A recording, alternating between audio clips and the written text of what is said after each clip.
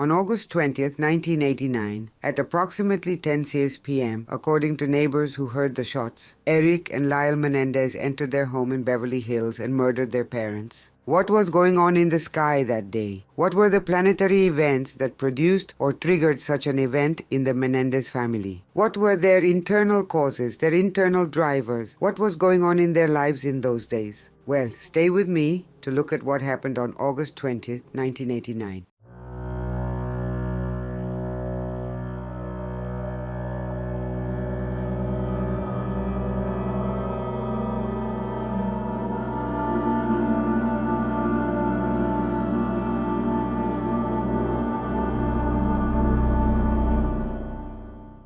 Well, we have that the event was on August 20th, 1989, approximately at 10 o'clock at night. According to what some neighbors say, they heard what sounded like gunshots, but nobody paid any attention. To see what happened that day, I did some research on several sides. The first is to look at the transits that will reveal things that happened in the sky on that day. But I also wanted to look a little bit at the arc directions, because they also point us as a kind of previous story, which was what I was trying to elucidate to see what had happened, right? Well then, in the transits we find ourselves. The first thing, perhaps, that strikes me the most is that it occurs in the year 89. That year, 89, there was a Saturn-Neptune conjunction in Capricorn. This conjunction of Saturn and Neptune in Capricorn, more or less, occurred during the whole year, between the 5th and 9th degrees approximately, generating this movement. They generated many things that year, but I am going to rescue 3 things that perhaps give us the characteristics and features of this year. Well, the first one I want to mention happened on June 4th in China. Specifically, it was the Tiananmen Square Revolution.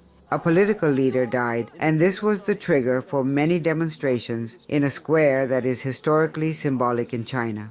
Well, there were students complaining about government repression. There were workers complaining about new labor reforms. In short, in the midst of this panorama, the state or the government could not think of anything else but to bring out the army and annihilate more than 1,000 people. They were even killed in those days in Tiananmen Square. The second very important fact happened on August 18th, 2 days before August 20th, the day of the patricide of the Menendez brothers. On August 18th, Luis Carlos Galán was assassinated. He was a political and social leader, and the crowd revered him. He was shaping up to be the next president of the Colombian government. He was ordered to be assassinated by the Medellin cartel, by Pablo Escobar. And in retaliation for the assassination of Luis Carlos Galán, President Virgilio Barco declared war against the Medellin cartel and arranged for his extradition with freedom. In other words, all drug traffickers could be sent to be tried in the United States and imprisoned in a country outside of Colombia to guarantee that justice would be served.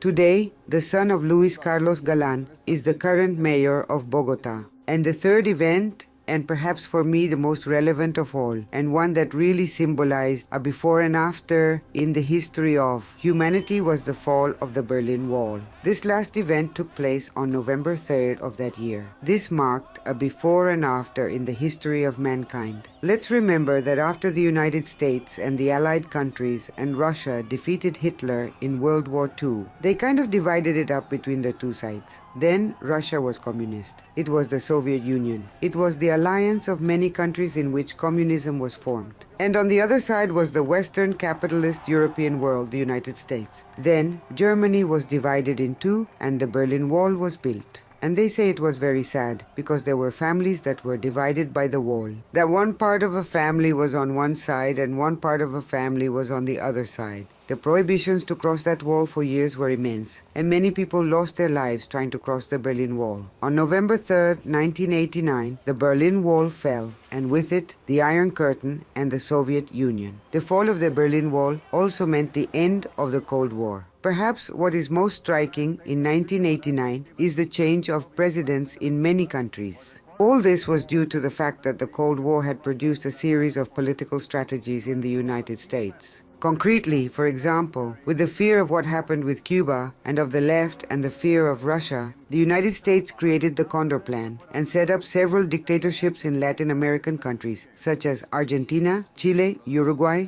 Paraguay, Brazil. What happened in 1989? When the Iron Curtain fell, the Cold War ended and the Soviet Union was diluted. Then all these dictatorships fell between 83 and 90. Specifically in Argentina that year, President Menem came to power. In Paraguay, the dictatorship fell. Pinochet fell the following year. Let's say that 89 is the year that creates that historical moment of a political before and after in the world. It also had many incidences in South Africa and other countries. Curiously, for example, also in that same year, Akihito took the symbols of succession after the death of his father and became Emperor of Japan. George Bush is also sworn in as the 41st President of the United States. So let's say that it is a very convulsive year at the political level. On the days of August 20th, several events took place in the sky that accompanied this Saturn-Neptune conjunction. The first thing is that Jupiter opposed this conjunction. That is to say, there was an opposition between Jupiter and Saturn, which in itself marks historical moments. But on top of that, Saturn was in conjunction with Neptune in Capricorn. Jupiter made the opposition from Cancer, from its exaltation, but Saturn was the one who was commanding the stop. Saturn, the father. So it was a way of overthrowing the father. It was a year in which there were many social reforms, and the idea that the father figure had to be changed. Let's say that is what characterized 89. So what happened? Saturn was the fundamental figure because Saturn was in his sign, in Capricorn. But Neptune and Jupiter came in as if to sabotage Saturn's ride, as if to tell him, we are going to dilute all the ideas that you have of what it is to be a father, of what is structuring, and we are going to add a great confusion to you. You could describe that aspect in the sky that happened at that moment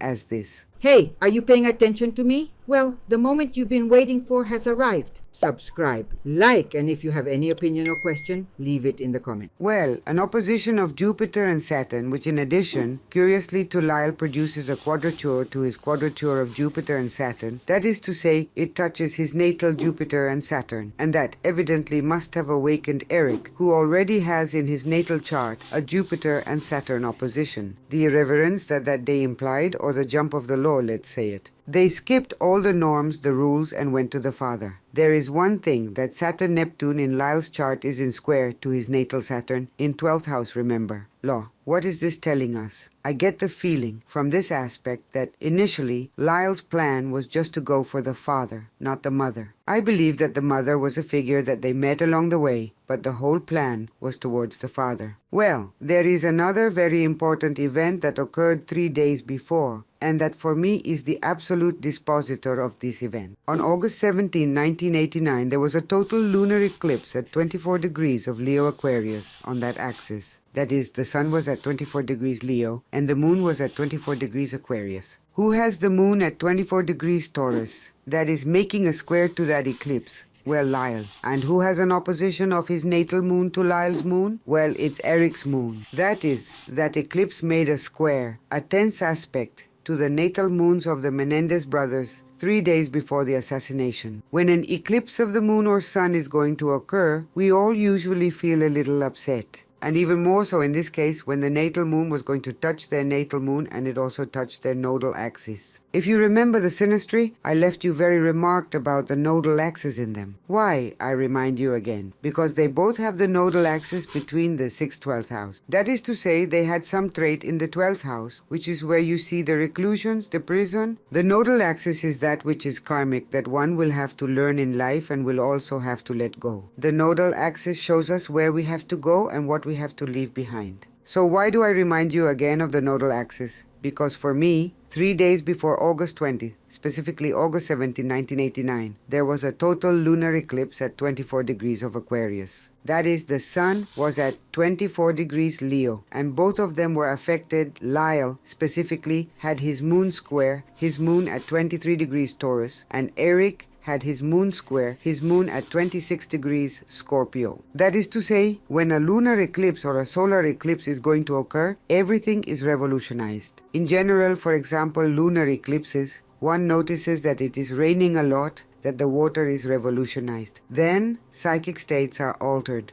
and probably this altered the Menendez brothers a lot, since that eclipse was the disposer of the event. It was the engine that drove them. Then, imagine your state of mind days before, because you begin to feel the eclipses many days before. About a week before, one starts to get upset. They had to have been very upset, very nervous. Well, this eclipse directly affected the Menendez brothers' nodal axis. Specifically, Lyle had a sextile to his nodal axis, and Erik was experiencing a nodal axis return. That is, this eclipse occurred very close to his south node in the 12th house. It is definitely the event that triggers them to go to jail and perhaps learn the great lessons of life. I imagine the days before the murder, given that they were mobilized by an eclipse. They were probably in a delirious, sick, anguished, disturbed state. They cried a lot, probably because their spirits were altered. Well, the other planet that we are going to see in transit, and that one would have to look at what it was doing, because this type of events intervene. Since it is always going to awaken our inner hell, is Pluto. So Pluto was in Lyle's chart in a partile opposition to Lilith. And watch out for Lilith on this day, because Lilith, let's remember that she is the one who is going to be marked as the rebellion. Lilith rebelled against the father, so this Pluto in opposition to Lilith is very telling. And let's also see that in Erik's chart, this Pluto was conjunct Venus in the 3rd house,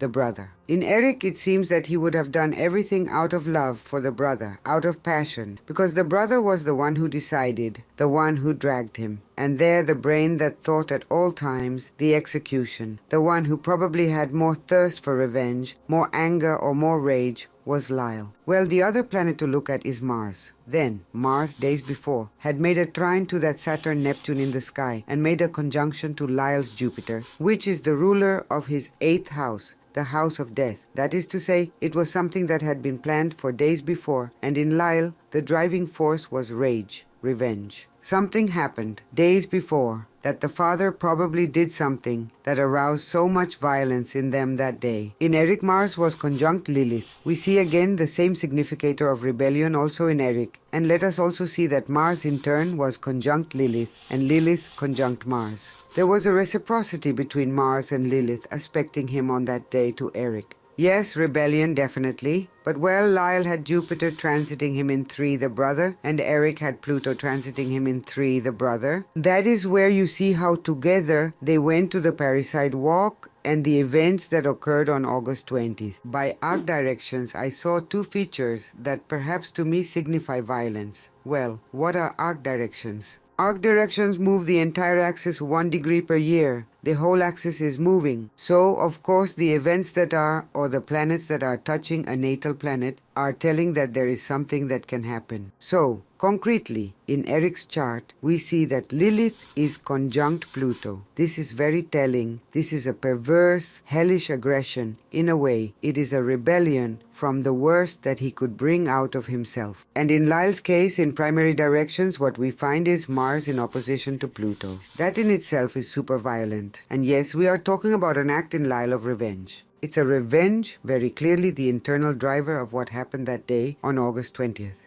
Well, in the next video, we're going to do an analysis over the father's letter, and we're going to look at it in relation to the children's letter. How was the relationship with the father? What point of view could he have towards the children? Well, if you liked it, please like and subscribe so I can keep uploading content. Well, that's all for today. A big hug says goodbye to all of you, and until our next video. A big hug.